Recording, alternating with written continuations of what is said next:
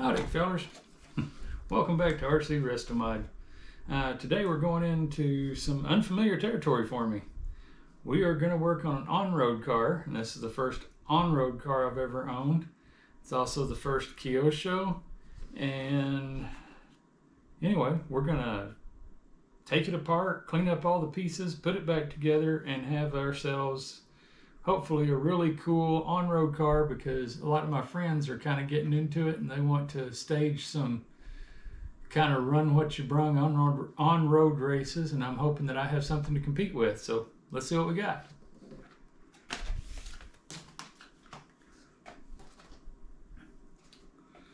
All right, first things first, this thing is filthy and there's pennies bolted to it in two places.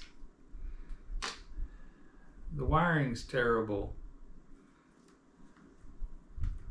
All right, we're just going to start pulling it apart. I'm going to take the pennies off first because I find them to be highly offensive.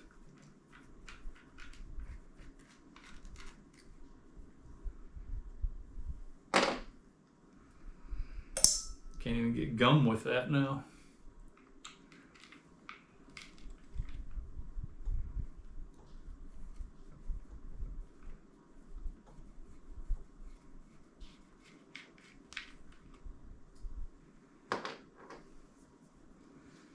Okay, let's see what it takes to remove the wheels. Looks like probably a, looks like a 2.5.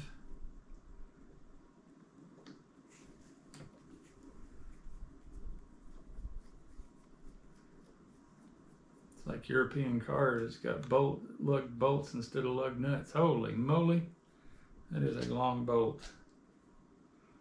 Look at that thing. It's probably an inch long. It's probably a 4 by 25 millimeter.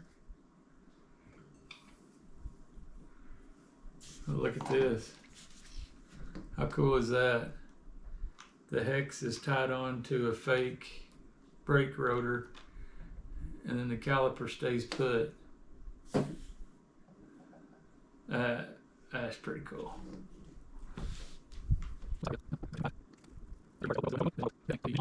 I've been thinking about it, and the back bars on both the upper and lower control arms were removed in about the same place, which makes me think it's on purpose. I think somebody tried to make this a drift car. I'm going to guess that the endpoints on this servo are way out of whack, and it looks like the servo horn is extra long. So I think that's why those are missing. So I'm gonna, but it leaves it pretty floppy up front. So we're gonna have to see about getting some new control arms for this thing. I'll try to stay a little better organized than I did on our last little project of fixing up the street stock. That was kind of embarrassing for you guys to see what kind of mess my table turned into before I got done.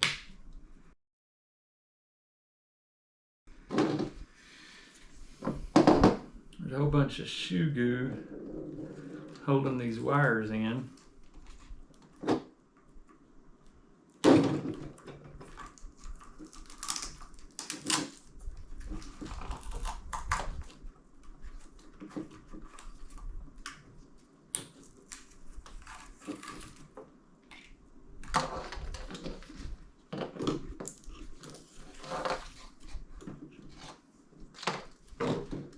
That shoe goo, I think it's hot glue.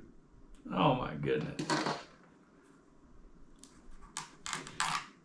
Yeah, that's hot glue, which is good and bad. It's bad that somebody thought that was an effective way to tie stuff onto the car, but it's good that it comes off easy.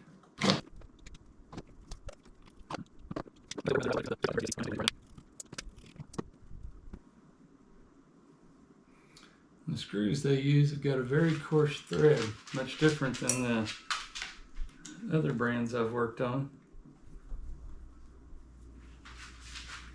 The good news is they come out really fast because of that, and hopefully they'll go back together really fast as well. I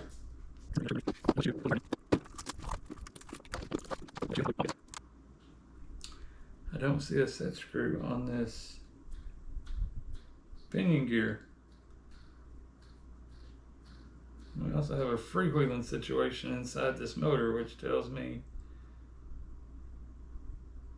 it's probably no good. That piece is definitely not going to come off until the pinion gear does, and I'm going to need that piece to put the car back together, even if I change out the motor.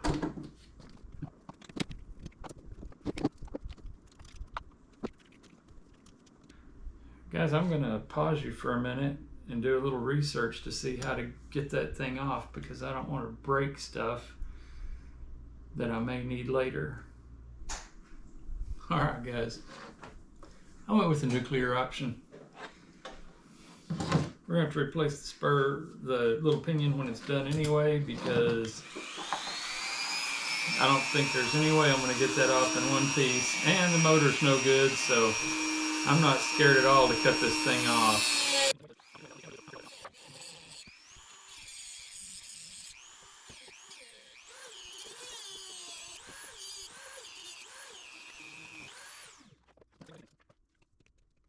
It's going to annoy me when I find out a motor mount's like $3.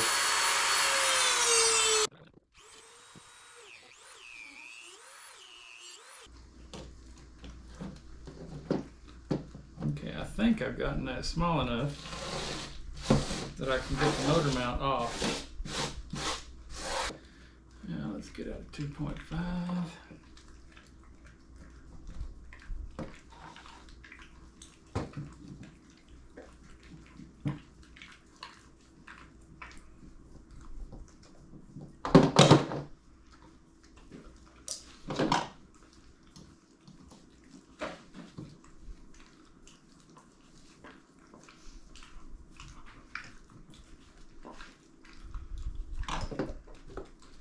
And it did, we got that off.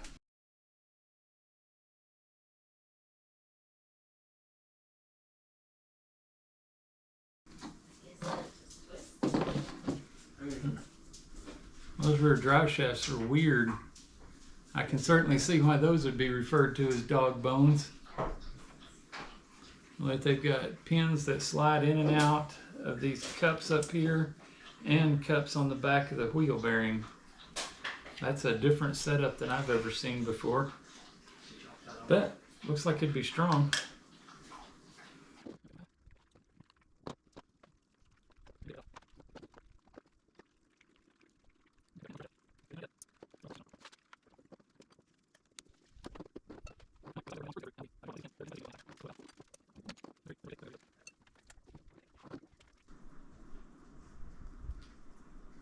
Bearings back here do seem to be in pretty good shape, but just like the real car, you have to take off the brake caliper in order to remove the brake rotor, looks like, to get the wheel bearings out. It's kind of cool, and they're the same side to side, so the caliper can be right mounted on the front or the back of the hub.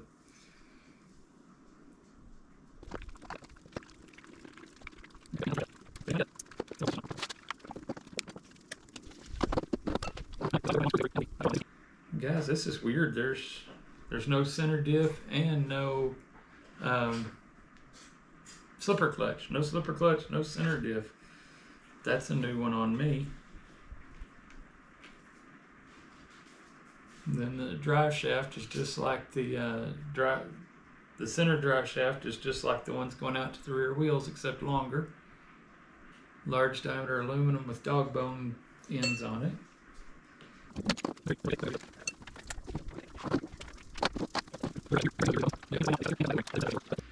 This slid off the front because it does the same thing as the one in the back. It holds the sway bar and the pins that the control arms pivot on. Now the front shocks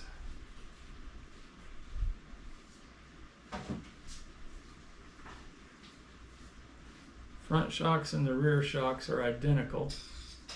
Same length, same diameter, looks like same spring, same everything.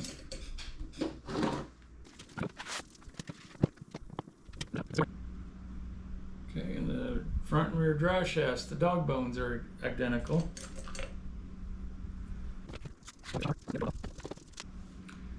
The upper control arms in the front are tied on with pins very similar to what Traxxas uses. There's threads right here under the head.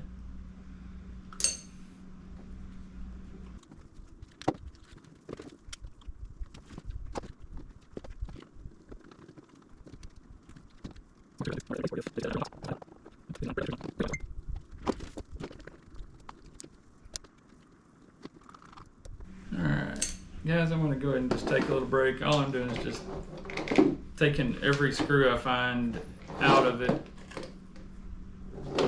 getting all the pieces apart so that I can put it in for cleaning and get a good idea of what parts we need. Thus far, it's still just front control arms, which is very happy news.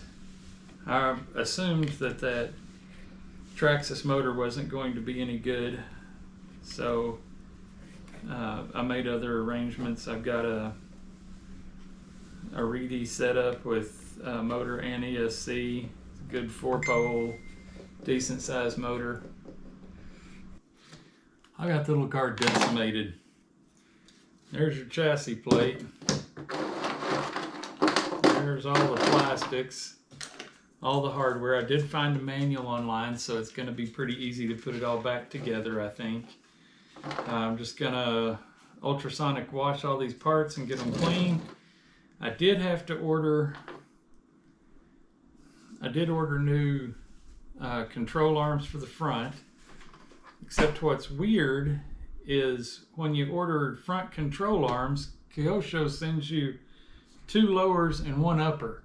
So I had to buy 2 sets to get the 2 uppers that I need, which is strange. And then on the wheel hubs, let's see, where are the front ones? That's another rear. Okay, this front one, it's going to be nearly impossible to show it to you on the camera, but the ball is supposed to have, there's a ball that rotates around in there, and it's supposed to have little ears that stick out to keep the spacing right. Well, this one has the ears broken off. So in order to get that ball with the ears not broken off, I had to buy a front, and they package them as a front and rear, not 2 fronts, a front and a rear. So I went ahead and bought all new ones because the balls in the other front one are also, they're pretty sloppy and worn. So we're going to replace these and the front control arms. But really for buying a used car, that's not too bad. I've got I knew I was going to need the electronics, and I'm $80 into that car. I'll be $120 in, which is less than the naked chassis, and then the bodies are another $60. I'm going to be in at about half price, I think, to have a pretty neat little on-road car. Now I got to go, and I've got to order I've got to place the order for these plastic parts, and the next time you see this car, it'll all be going back together and then probably get tested right out in front of the house a little bit. Anyway, you guys have a great day, and we'll catch you next time on RC Restomod.